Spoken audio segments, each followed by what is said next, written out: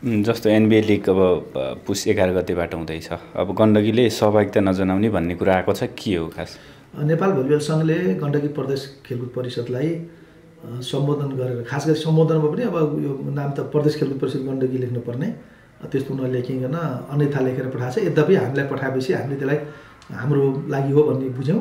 त्यसपछि खेलाडीलाई सहभागिताको सन्दर्भमा गण्डकी प्रदेश भलिबल सङ्घका कार्यवाहक अध्यक्ष राजेन्द्रजीसी, अनि त्यसपछि टहल सिंहजी महासचिव सहितको टोलीसँग एक दिन छलफल भयो।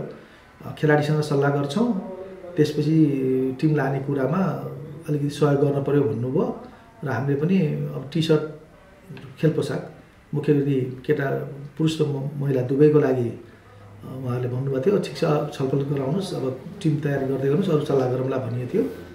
र आजसम्म टिम चाहिँ दर्ता भएको चाहिँ थाहा पाइएन।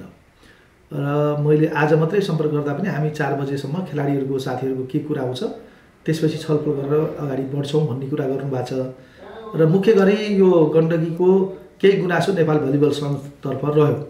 म प्रदेश खेलकुद परिषदको सदस्य सचिवको साथसाथै नेपाल भलिबल सङ्घको सचिव पनि हो र गएको काबाबाट खेलाडी छनौट हुँदाको सन्दर्भमा गण्डकी प्रदेशको कुनै पनि खेलाडी परेन, तसर्थ यो छनौटमा अलिकति क्वेसन छ भन्ने किसिमका गुनासो आइसकेपछि मैले पनि आफ्नो फेसबुकबाट एउटा भलिबल सङ्घकै सचिव भएको कारणले यसमा चाहिँ के हो, नेपाल भलिबल सङ्घले उठेको गुनासोहरूलाई चाहिँ सम्बोधन गर्नुपर्छ, वास्तविक जानकारी गराउनुपर्छ भन्ने किसिमले एउटा पोस्ट गरेको थिएँ। सँगसँगै नेपाल भलिबल सङ्घको अध्यक्षज्यू र महासचिवज्यूलाई पनि यो खेलाडी छनौट गर्दाखेरि नेपाल भलिबल सङ्घको पूर्ण बैठकबाट छनौट समितिको गठन भएको छ कि छैन त्यसको बारेमा जानकारी गराउने र छनौट समिति हो भने कसको संयोजकत्वमा कति सदस्य कमिटी बनेको थियो त्यो बारेमा पनि आम भलिबल प्रेमीलाई खेलाडीहरूलाई जानकारी गराउनु पर्दछ भन्ने किसिमको कुरा उठाइएको थियो।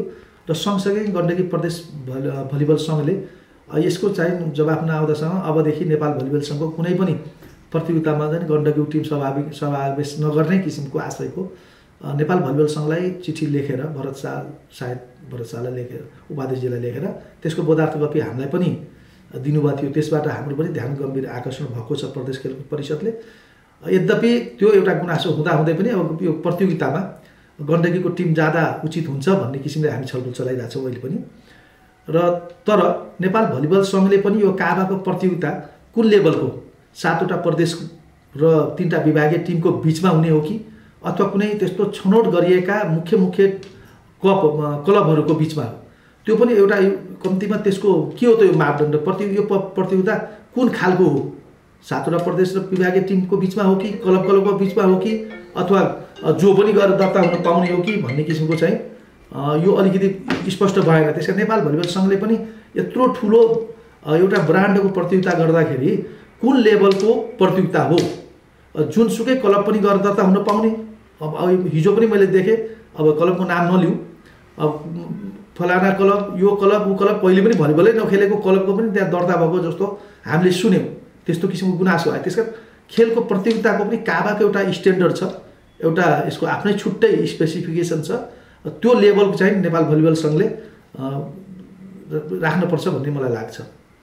जस्तो अब गण्डकीको भलिबलको टिम कुरा गर्ने हो भने गण्डकीको भलिबल टिम नगएको चाहिँ ठाउँ हुँदैन कि, जहाँ गेम हुन्छ त्यहाँ गण्डकीको भलिबल टिम पुगेको हुन्छ। आज नेपाल भलिबल सङ्घले नै आयोजना गरेको कार्यक्रममा इभेन्टमा चाहिँ गण्डकीको टिम नजाँदा चाहिँ कस्तो होला? होइन, यो बारेमा हामी पनि सिरियस नै छौँ, हाम्रो ध्यान आकर्षण भएको छ। मैले आज मात्रै अहिले भर्खरै पनि राजनजीसँग सल्लाह भयो यो टिम सहभागिताको सन्दर्भमा के गर्न सकिन्छ भन्दा उहाँले अब हामी खेलाडीसँग छलफल गर्दैछौँ, 4 बजीसम्ममा छलफल गरेर एउटा निकास आउला भन्ने किसिमको कुरा गर्नुभएको छ। आशा गरौँ गण्डकीको टिम त्यहाँ जान्छ।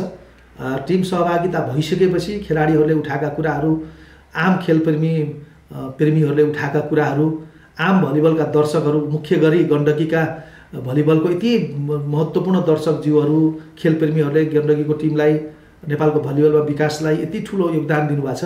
उहाँहरूले उठाएका कुराहरू, विभिन्न खेलकुद क्षेत्रमा उठेका जुन यो छनौटको कुरा, खेलाडी गत सालको छनौटको कुरा, अब उपरान्त खेलाडी छनौट गर्दाखेरि नेपाल भलिबल सङ्घले अवलम्बन गर्नुपर्ने छनौट कमिटीको मापदण्ड र जवाबदेहिताको सन्दर्भमा यो कुरामा पनि टिम सहभागी भएर पनि कुरा हामी राख्न सक्छौँ, यसलाई ध्यान आकर्षण गर्न सक्छौँ। तसर्थ गण्डकीको टिम समावेश हुनुपर्छ, किनभने गण्डकीको टिम चाहिँ समावेश नहुँदाखेरि दर्शकहरूको उपस्थिति कम हुने, अलिकति प्रतियोगितालाई खोल्लोपन हुने भन्ने कुरो यताकता आइरहेछ, हामीले त्यो सुनिरहेछौँ। त्यसर्थ टिम चाहिँ सहभागी बनाउनेप्रति मेरो पनि व्यक्तिगत रूपमा चाहिँ भूमिका रहन्छ। अब 5 गतेसम्मको मात्रै मिति थियो टिम दर्ता गर्ने, अब समय पनि कटिसक्यो। यदि अब आज 4 बजे उहाँहरूले केही निर्णय गरे पनि टिम दर्ता हुन्छ कि हुन्न एउटा कुरो। अनि अर्को कुरो तपाईँले भन्दै गर्दा तपाईँहरूको प्रदेश खेलकुद परिषद गण्डकी र गण्डकी प्रदेश भलिबल सङ्घकै कुरा बाजियो। हामीले उहाँहरूसँग पनि कुरा गर्दा हामीलाई पत्र आएको होइन, परिषदलाई आएको, परिषदले के गर्छ भन्ने किसिमको जवाब चाहिँ महासचिवज्यूबाट नै आएको थियो। यस विषयमा के भन्न चाहनुहुन्छ? यसो त्यस्तो त कहिले भन्नुभयो, मलाई त भन्नुभयो जस्तो लाग्दैन, अब यहाँहरूले जान्ने कुरा हो। तर उहाँहरूसँग मलाई लाग्छ पुसको 1 गते या 2 गते कार्यवाहक अध्यक्ष राजेनजी, टहल सिंहजी महासचिव र 1-2 जना अरू साथीहरूको बिचमा पनि छलफल गरेर कसरी सहभागिता गराउन सकिन्छ भन्ने किसिमको छलफल भएको छ। मलाई लाग्छ अब यद्यपि गण्डकी प्रदेशकै नाममा आए पनि भलिबलको व्यवस्थापन गर्ने, टिमको सहभागिता गर्ने, प्रशिक्षणको व्यवस्था मिलाउने, कुनै प्रतियोगिता गण्डकीमा हुँदा गण्डकी भलिबल सङ्घले नै व्यवस्थापन गर्ने किसिमको खेलकुद प्रदेश खेलकुद परिषद नीति लिएको छ। तसर्थ हामीलाई चिठी आए पनि त्यो उहाँहरूलाई नै आयसरक हुन्छ, हामीले उहाँसँग छलफल गरेर पठाउने हो। त्यो टिमको तयारी गर्ने, सहभागिता गराउने, राम्रो टिमको चाहिँ कसरी व्यवस्थापन गर्ने, कसरी मेडल प्राप्त गर्ने, पोजिसन लिने भन्ने कुरामा त सम्बन्धित सङ्घले नै व्यवस्थापन गर्ने हो। तसर्थ त्यो कुरामा त उहाँहरूले जिम्मेवारी छैन भनेर भन्नुभयो जस्तो त मलाई लाग्दैन।